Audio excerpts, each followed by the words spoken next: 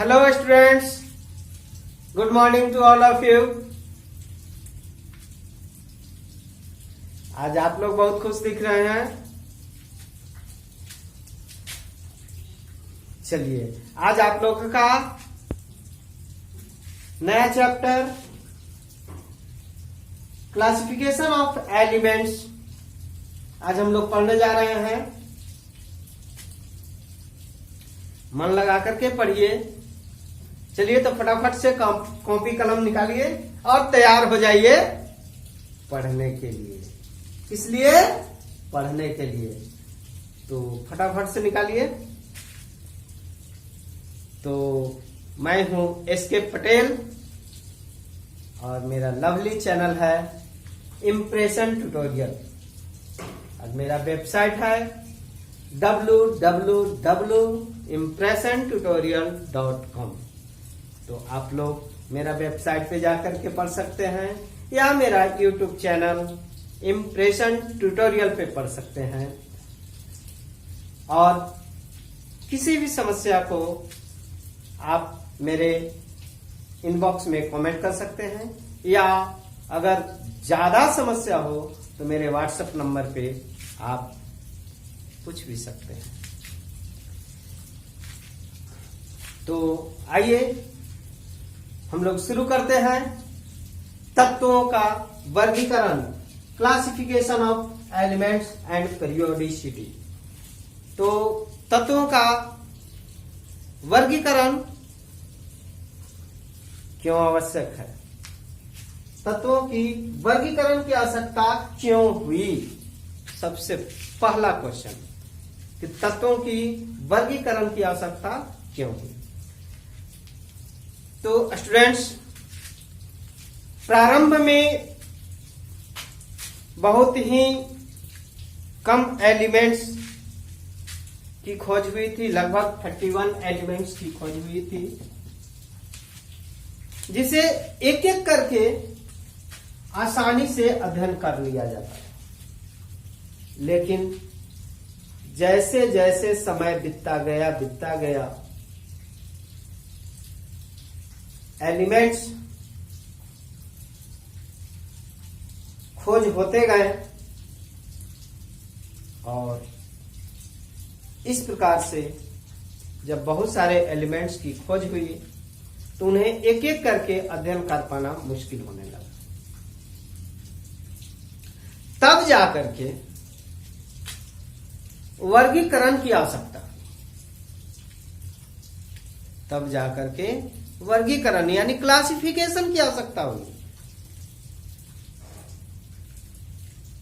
तो हम लोग कह सकते हैं कि तत्वों के उनके भौतिक और रासायनिक गुणों का आसानी से अध्ययन करने के लिए वर्गीकरण की आवश्यकता।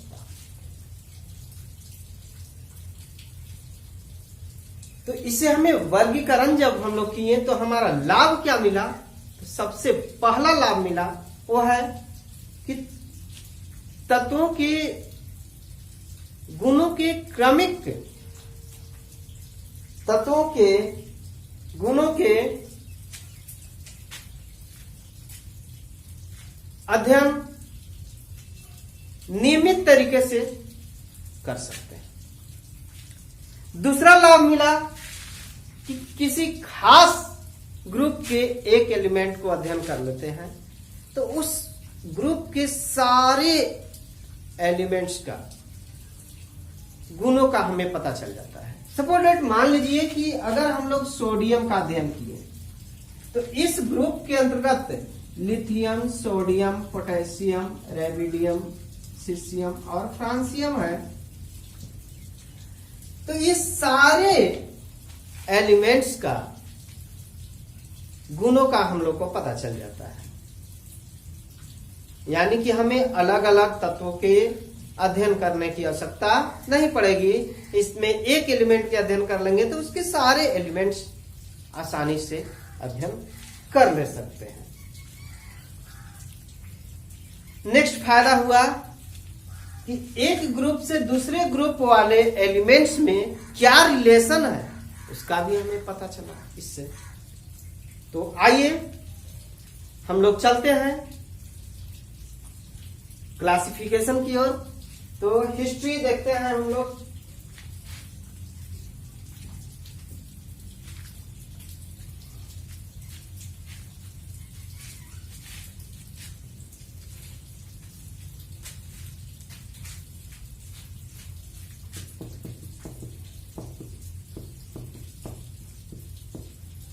बहुत सारे साइंटिस्टों ने वर्गीकरण किया, या हम लोग कह सकते हैं कि बहुत सारे केमिस्टों ने एलिमेंट्स को वर्गीकृत किया, क्लासिफाई किया।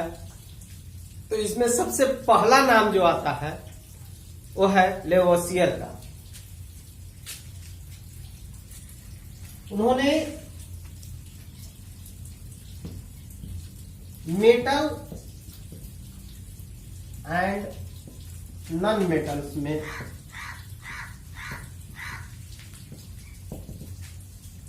मेटल्स एंड नॉन मेटल्स में क्लासिफाई किया।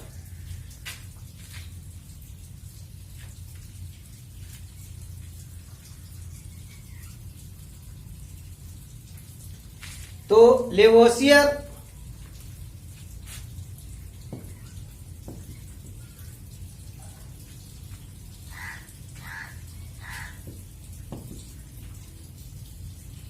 नामक केमिस्ट ने लगभग 1789 में, कब 1789 में इन्होंने इनके समय में जो भी एलिमेंट्स क्लासिफाई थे उस सबों को मेटल और नॉन मेटल में क्लासिफाई किया। इन्होंने एलिमेंट्स को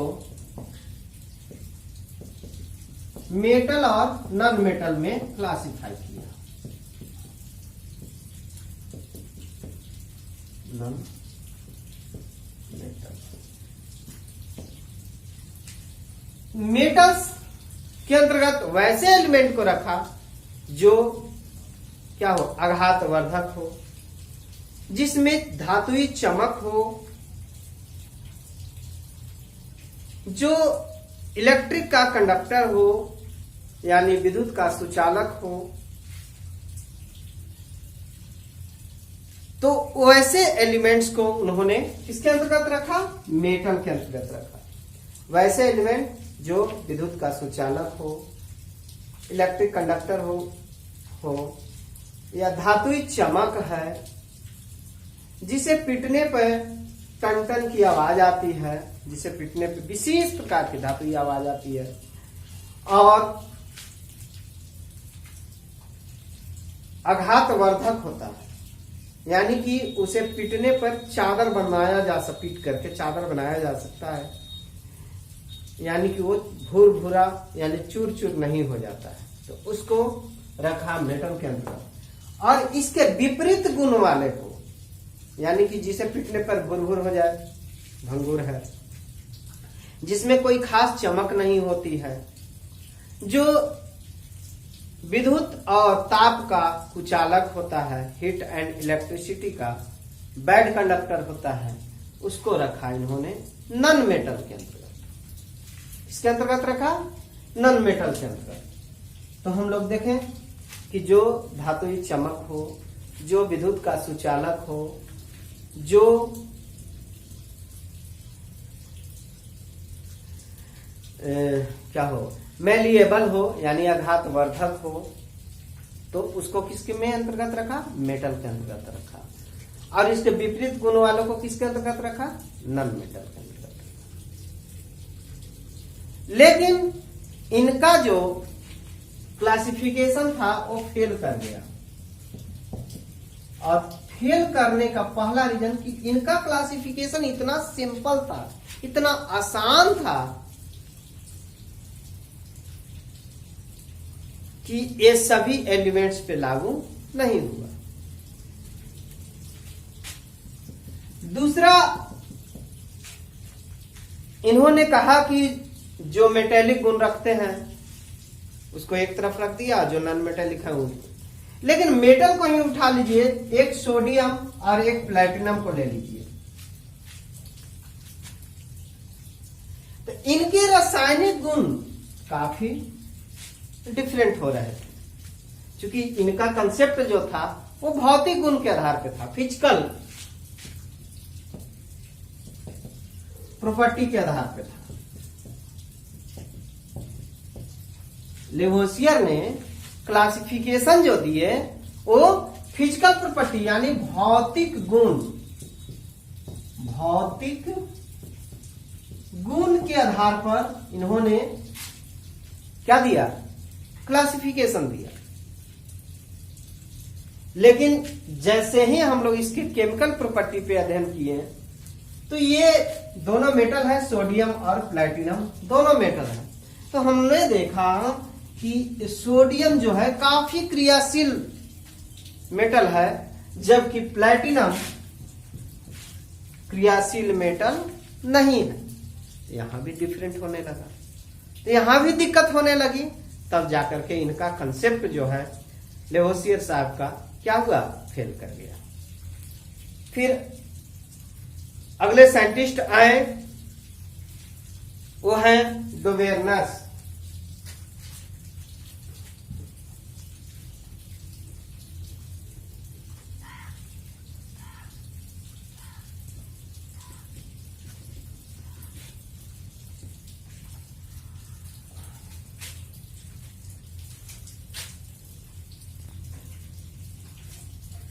तो अगला जो साइंटिस्ट आए वो डोब्रेनर्स आए। डोब्रेनर ट्रेड, इनको हम लोग कह सकते हैं कि डोब्रेनर का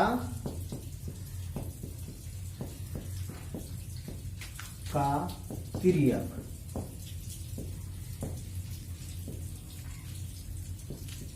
इन्होंने कंसेप्ट दिया एटॉमिक मास के आधार पे। ये जर्मन केमिस्ट हैं, जर्मन केमिस्ट जॉन डोबेर्नस।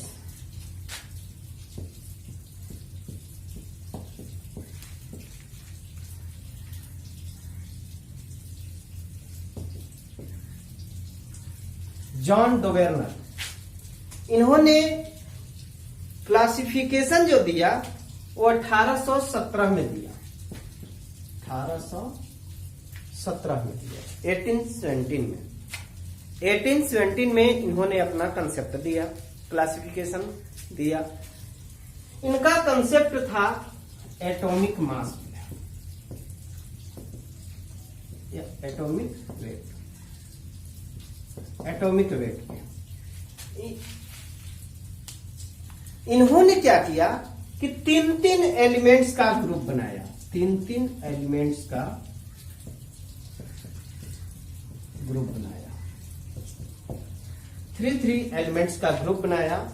और इन्होंने कहा कि यदि एलिमेंट्स को उनके एटॉमिक वेट के क्रम में सजाया जाए, एटॉमिक वेट के क्रम में सजाया जाए, तो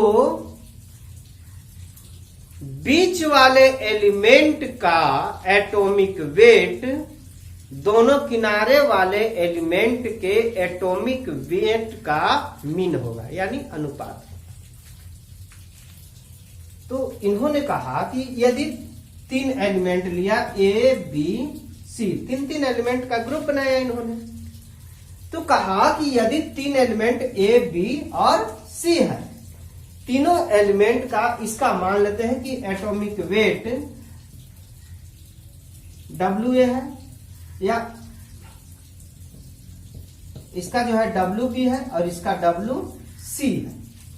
तो इन्होंने कहा कि एटॉमिक वेट जो है, एटॉमिक वेट ऑफ B बराबर हो जाएगा क्या, atomic weight of A plus atomic weight of C by 2।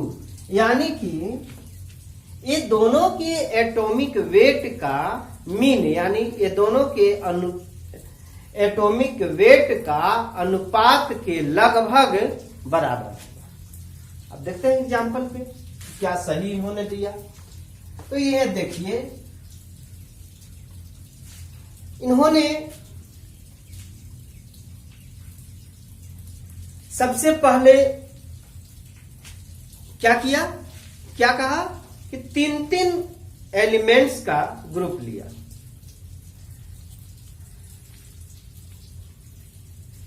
और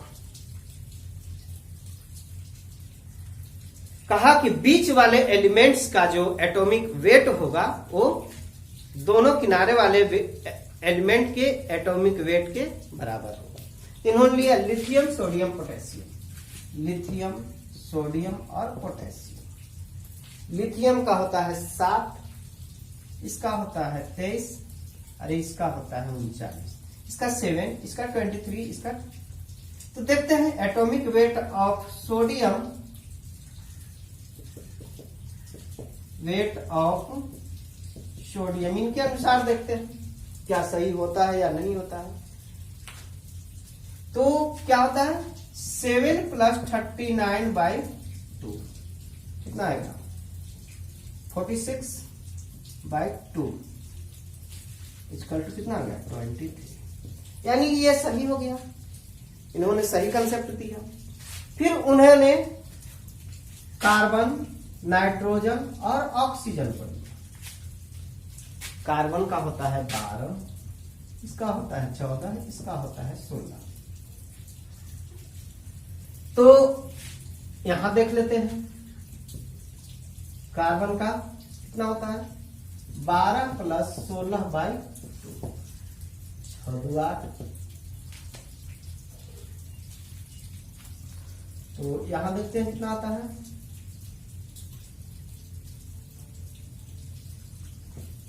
लगभग 14, यानी 14 आ गया आपका। पहला इन्होंने ग्रुप बनाया लिथियम, सोडियम और पोटेशियम का। दूसरा इन्होंने बनाया ग्रुप कार्बन, नाइट्रोजन और ऑक्सीजन। कार्बन, नाइट्रोजन और ऑक्सीजन का। तो कार्बन, नाइट्रोजन और ऑक्सीजन का ग्रुप बनाया। तो यहां भी सही मिला, यहां भी सही मिला, यानी कि इनका कंसेप्ट सही था। लेकिन ये भी जो है फ्लॉप कर गए। मान लेते हैं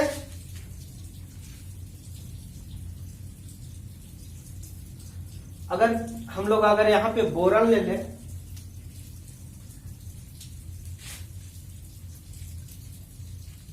या फ्लोरीन ले लें तो देखते हैं क्या स्थिति बनता है।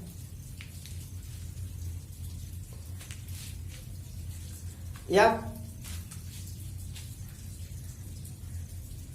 क्लोरीन, ब्रोमीन और आयोडीन इन्होंने लिया। क्लोरीन, ब्रोमीन और आयोडीन लिया।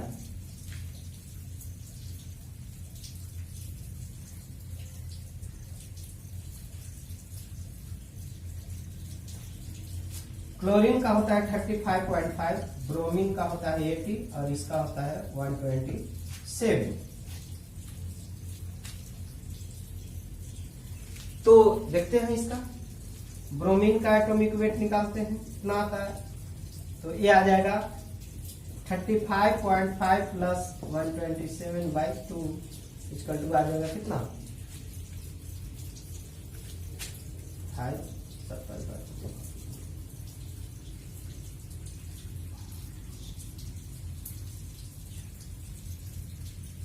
162/5 यानी कि 81.2 ये भी लगभग बराबर होगा। लेकिन इसी ग्रुप का अगर हम लोग ले ले फ्लोरीन, ब्रोमीन का,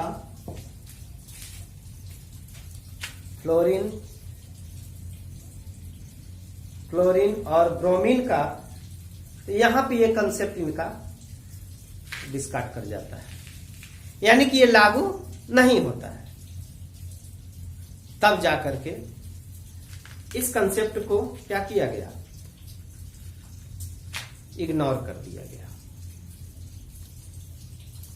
यानी कि ये सभी एलिमेंट्स पे लागू नहीं हुए।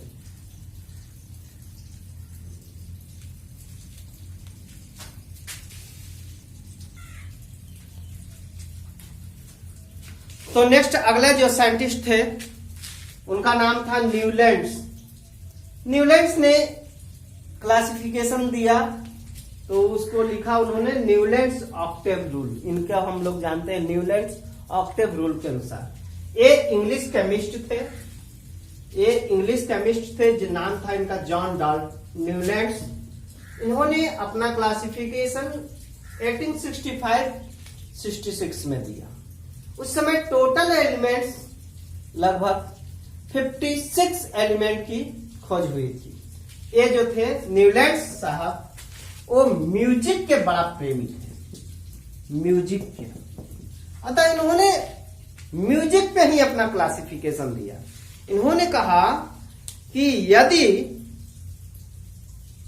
एलिमेंट्स को उनके बढ़ते हुए परमाणु भार यानी एटॉमिक वेट के अनुसार सजाया जाए तो प्रत्येक 8वां एलिमेंट्स पहले एलिमेंट्स के बराबर हो जाएंगे। यानी कि इन्होंने दिया क्या कहा कि अगर इनका कंसेप्ट था किस पे, एटॉमिक वेट का कंसेप्ट था, एटॉमिक वेट का कंसेप्ट था। इन्होंने कहा कि यदि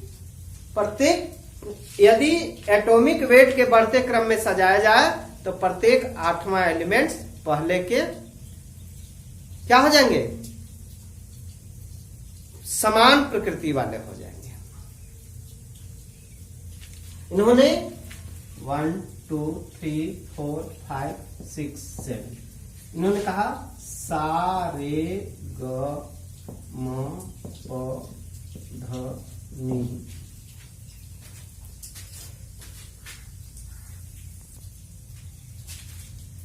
म्यूजिक के बहुत ज्यादा प्रेमी थे तो इन्होंने कहा कि यदि एटॉमिक वेट के अनुसार एटॉमिक वेट के बढ़ते क्रम में सजाया जाए तो प्रत्येक 8वां एलिमेंट्स जो है पहले एलिमेंट्स के बराबर गुण वाले होंगे। इन्होंने कहा एक सारे जिस प्रकार से सारे ग म प ध नि सा 8वां म्यूजिक नोट्स आ जाता है, इन्होंने इस तरह से सजा दिया सा रे ग म प ध नि पुनः फिर सा।